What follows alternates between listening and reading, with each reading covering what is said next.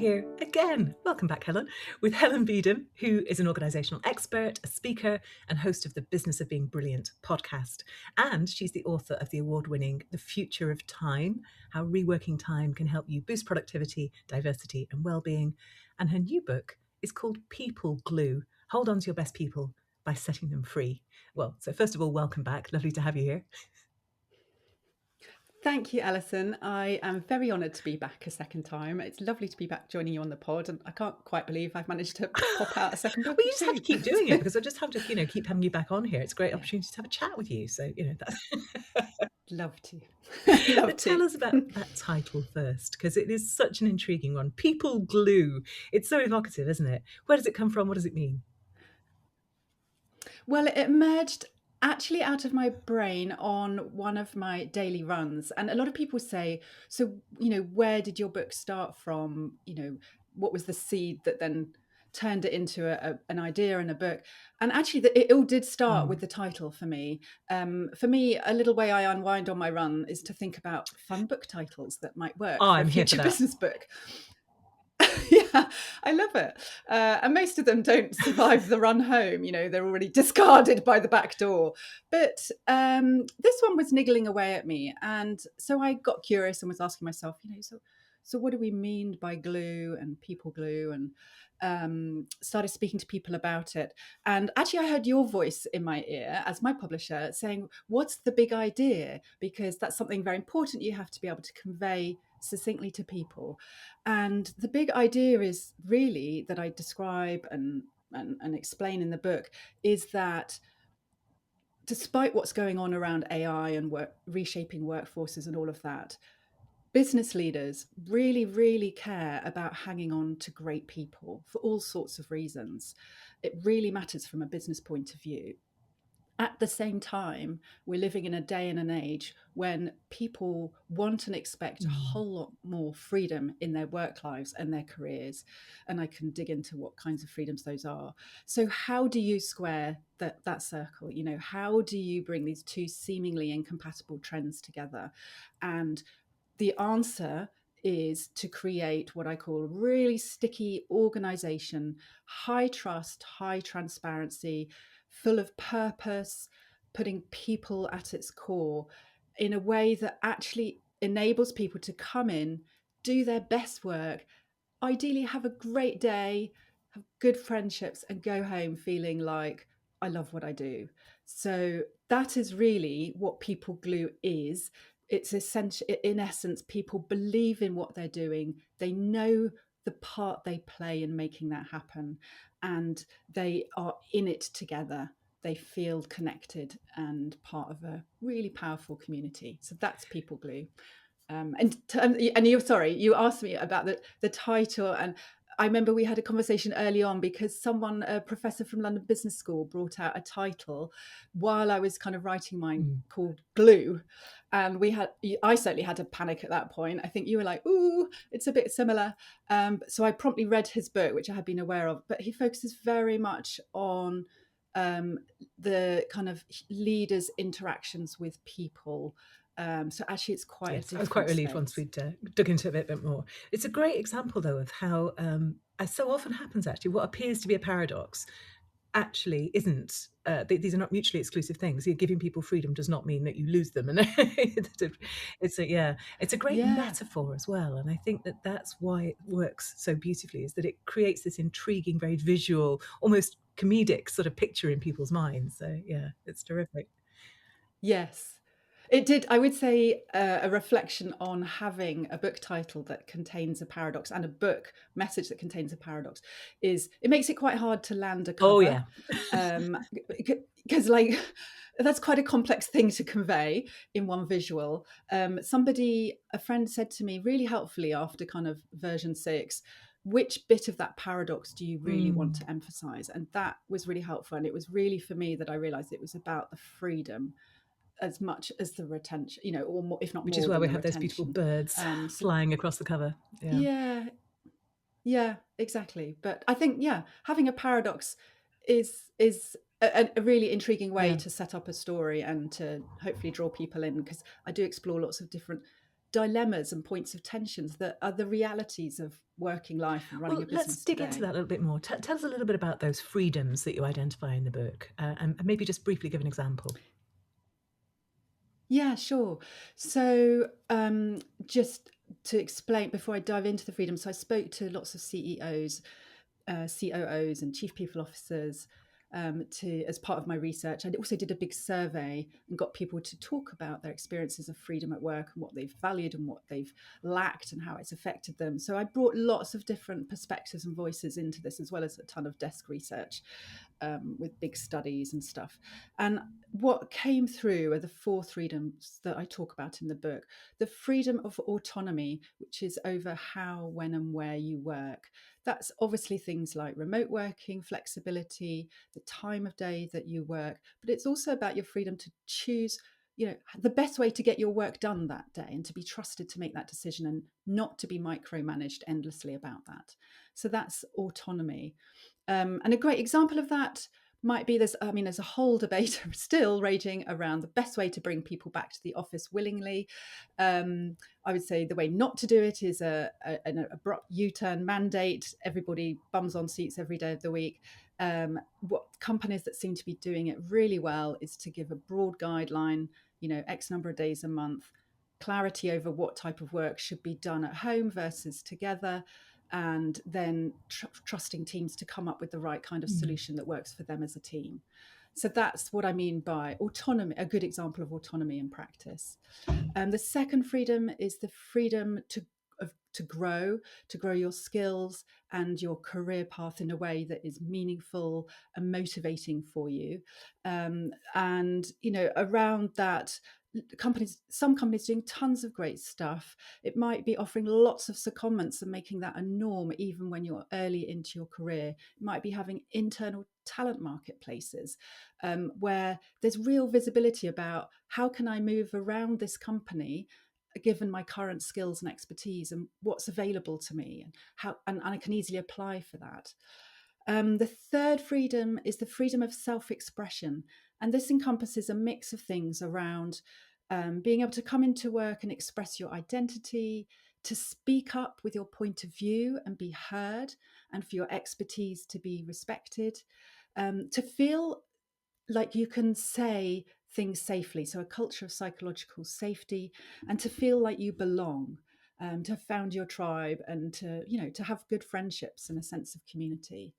And lots of DNI initiatives tend to focus on this aspect around belonging and equality. But I think the firms that do things really well on this front, for example, to encourage psychological safety and encourage people to speak up about risks or concerns, they train leaders in listening up first, because unless leaders and managers really know how to listen carefully and spot cues and how to inquire, etc., somebody might be speaking up and you're completely missing it.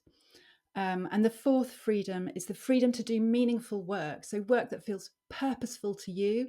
It might also be pro social and contribute a benefit to society. It might not, but that's okay. It can still be meaningful.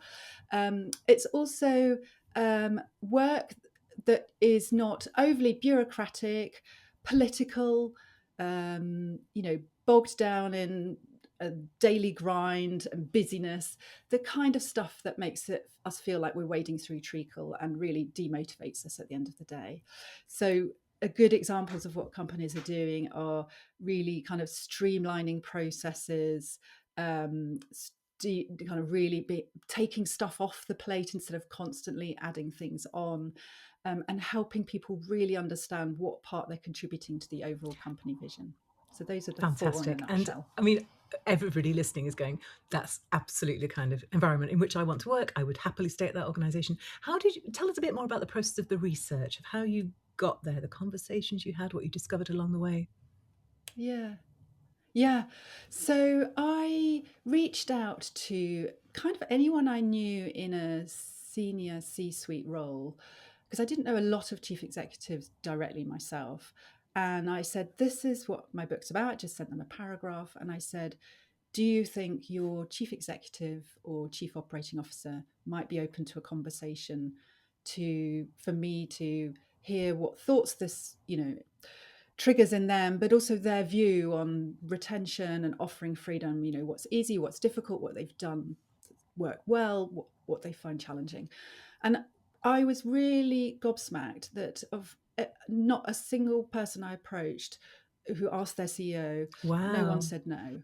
And yeah, because I was really Mm. expecting quite a lot of, sorry, a bit too busy for this, sounds really interesting, but dot dot dot.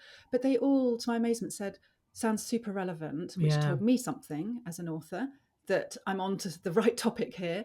And they were open to a conversation. So I had lots of one-to-one calls with them. And that really helped me understand the leaders' challenges, most of all, around what holds them back from offering more freedom, but also kind of why they want to do that, why they see it would help their business so much.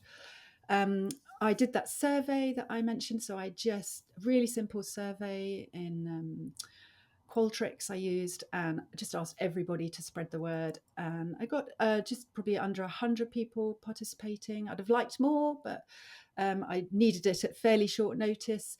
But it was really, really rich data. I asked people to rank the four freedoms in terms of importance and their experience, and then to add some commentary. And that gave me tons of different perspectives. And I cut the data by age, by gender, by race, by whether they worked from home or in the office a lot. So it really helped bring out the richness and the diversity of people's experiences. Other research I actually did ask someone to be a research assistant, Mm. something I didn't do for book one. And they were brilliant. So for about 2 months, 3 months, they kind of worked under my guidance, and they did a lot of the desk research for me. So they picked out really relevant studies and academic papers, and they had access to databases that I would not have had access to. So that was really valuable. But it was also then a question of sifting through and finding what was right rather than taking everything that was there. But there's some really big studies, like Gallup does a huge kind of state of the Yeah. global workforce study. Brilliant. Gartner does some great big studies, etc. So I was kind of mining all of those. A lot of the big consulting firms do big studies too, as well as kind of business school papers and stuff. So I'm really driven by the research. I spend a lot of time when I'm not writing a book tracking trends and what's going on. So I had a big spreadsheet of other sources that I had collated over the previous 2 years that I drew on heavily as well.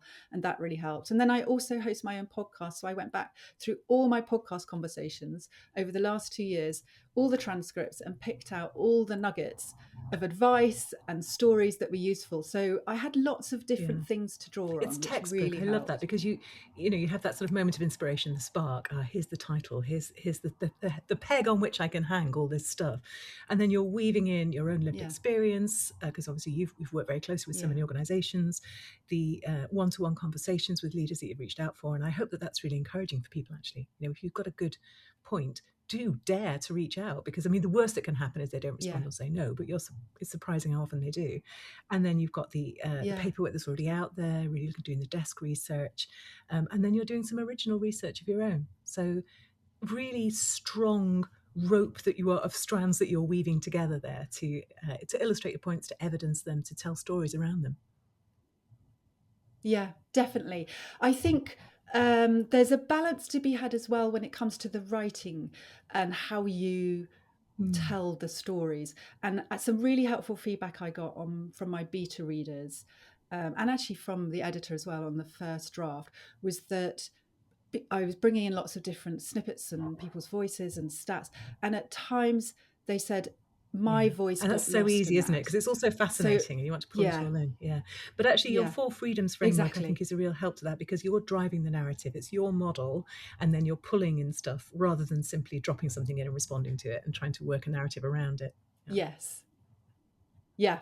And I did go back for my second draft, and I changed a lot of the kind of the text heavy, maybe stats heavy sections into very simple visuals to make that lighter.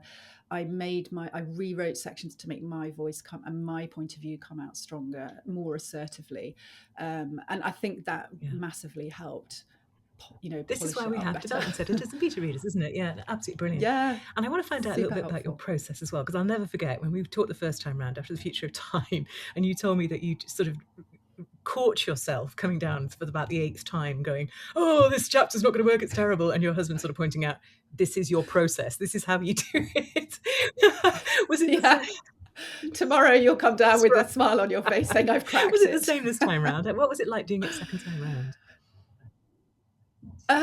So I would say it was less of a roller coaster and more joyful, actually. I mean, don't get me wrong, I discovered I loved writing a book the first time, but it definitely was a roller coaster.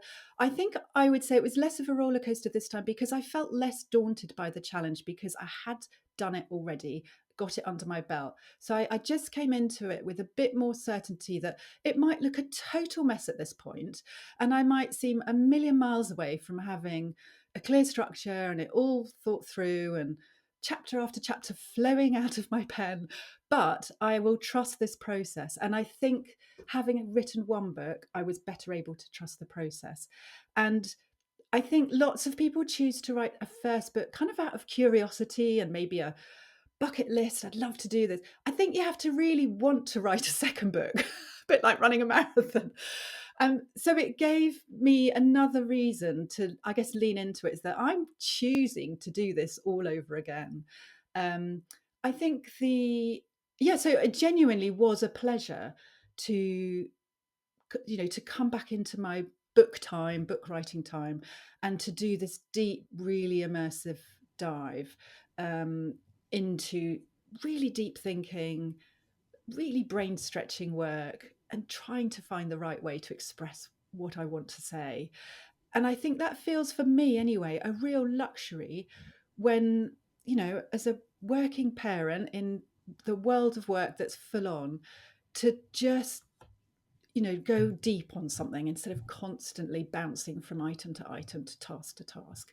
And it felt restorative, actually. I'd come out of a writing session frankly feeling as good, almost as good sometimes, as if I'd been to the spa for an hour, like, but without the glowing complexion. But yeah, I found it very And this is the energizing. work Yeah, that I'm lucky. nourishes us, isn't it? That stretches us and gets us into the Yeah, flow state. And so interesting. Yeah. yeah. Um, I always ask my guests, as you know, for their sort of best tip for somebody who's starting this journey. I'm going to ask you, with the sort of benefit of two books under your belt now, what would you say to somebody who's starting their first? To starting there first. So I would say, and this is something actually I learnt more this second time around, and it came out of a conversation with a friend who's a CEO and a brilliant critical thinker.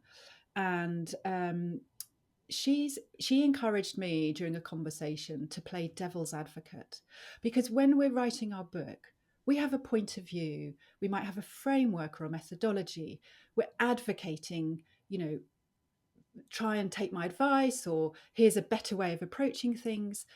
She said the more you can play devil's advocate and try and shoot down your own argument or present the opposing view and then argue against that, that'll strengthen your argument. But more importantly, or as importantly, it helps your message come across as really, really relevant.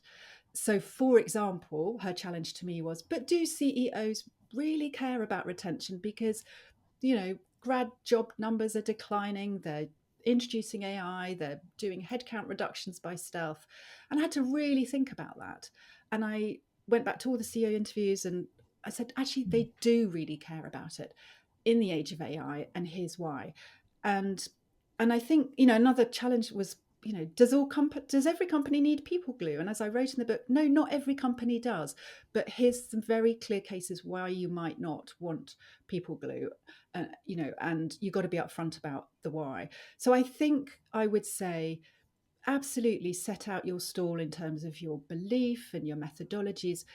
But the more you can bring in transparently, people's questions around that and deal with them really openly, I think that makes for a much more I think compelling that's argument. fascinating. So the two things that sparks off in me. One is the idea of the sales technique of managing objections and having a sort of almost like a Yes, script, knowing what someone might say and having yes. thought that through and having an answer.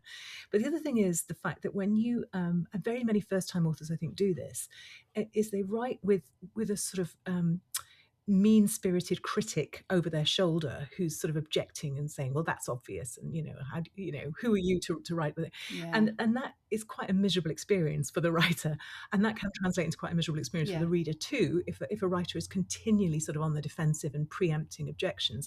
So how do you balance that? Because I agree it's a really important um, challenge to yourself, and it's going to create a more robust framework and so on. But how do you do it without sounding as if you are expecting people to object to every turn of the page? Yes, I think I two things. I remember when I started writing the first book, I did your boot camp and you did some incredibly valuable coaching for me around the mindset that you are taking into your writing, and I've still got somewhere the page or two, or probably five, that I wrote about all the negative thoughts going around my head about how this book is going to my first book's going to turn out. And I read them, actually. I think I even might have referred to them at my first book launch. No one's going to enjoy this, going to be irrelevant, all the worst things you might say about a book. So I would say follow your fabulous advice. And if you've got a lot of that milling around your head, get it out on paper. And then, it's kind of classic CBT thinking as well. What's another perspective that you could take that might be more pragmatic or balanced? I think around, the critical voice not sounding defensive in the book, I think just try and approach it with a spirit of curiosity, because in a funny way, I mean, when my friend asked me this, I did think, I slightly felt my shoulders go up and think, oh, I've got to defend my point of view. And I noticed that defensive instinct. And I thought, hang on, she's asking me a really useful question here because someone else might ask it. So instead of getting defensive, get curious about it. So I just dug into it a bit more and thought, well, yeah, I would ask that if I was a CEO. So, what is genuinely my answer to that? And I think it helped me look at it from other angles that perhaps were less prioritized when I was writing. So I think it just genuinely helps to be a bit curious if you stand the other side of the lake and see the argument from Yeah, someone I else's love it. perspective. And actually, in our coaching questionnaire for new authors, we have sort of what are the objections that somebody might raise to this, and how might you answer those? Yeah, it's a Great. really Yeah. interesting exercise to do. Yeah. And I infallibly find when I'm sort of reviewing that and then reviewing the proposal, often that those answers, those arguments for the book and the reason why people need it, don't always come across clearly in the marketing copy. So that's another point. It's not just the book itself, it's how Yeah. you present the book and the arguments you make for it when you're Yeah. trying to sell it just in a paragraph of marketing text that somebody's going to glance over. So it's a really useful exercise for that too. Yes, I can see that. And it's really hard, isn't it, to get it across Oh, so it's succinctly an that it fits art. on It's the a back dark cover. art. Yeah, absolutely. Brilliant. So, I'm going to ask you to recommend a book. You're not allowed to recommend Future of Time or I People Blue. am. Which which book will you That's recommend us, okay. Helen? I Ooh, am going to recommend The Happy Index. For those of you watching, I'm waving a copy called The Happy Index, A People First Approach to Leadership. It was a Sunday Times bestseller, and it was written by James Timpson, James Timpson's OBE, he fascinating, isn't of the he? Yeah. Timpsons. Yeah, and he published this. It came out last year. I actually only came across the book itself um, when my book was already in production. But I had, interestingly, referred to Timpson because I'd heard of their upside down management approach. And honestly, you can tell by the number of posts. If you're watching, you will be laughing at this point. Yeah, yeah, there's a small tree attached You to should have every just whacked the page ones that in weren't terms of relevant. my little yeah, I know, page markers. And it's a library book, I've got to give it back. But it is just, he really lifts the lid on his philosophy around, employing people, building a high performing, people first centric organization, but so much practical detail. And every page I was like, oh wow, that's just brilliant. And it's written super simply. It's literally like he's just standing there talking to us. It does not feel jargony.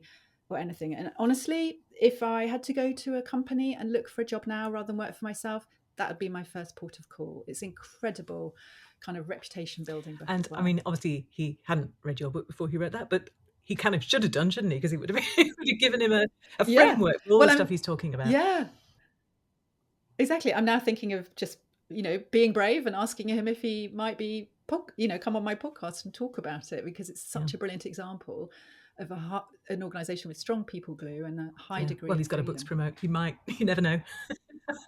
He might. Fantastic. Great recommendation. Thank you so much. And Helen, if people want to find out more about you, more about your books, more about what you do, where should they go? Thank you. So I have a website, helenbeedham.com, where you can find out about my work and the podcast and my books. I'm also very busy on LinkedIn at Helen J. Beedham, I think. I post occasionally on Instagram. That's more for fun than anything, not really anything too serious. So my website and LinkedIn, and then my podcast as well, The Business of Being Fantastic. I will Brilliant. put those links up on the show notes at extraordinarybusinessbooks.com. Thank you. Thanks for your time today, Helen. It was brilliant to hear about the topic of the book. Brilliant too to just lift the lid and find out a bit more about how you put it together, what the process was like, and I think that will be gold for people who are trying to do this for themselves. Oh, thank you. I really hope so. And it's been an absolute pleasure chatting with you again.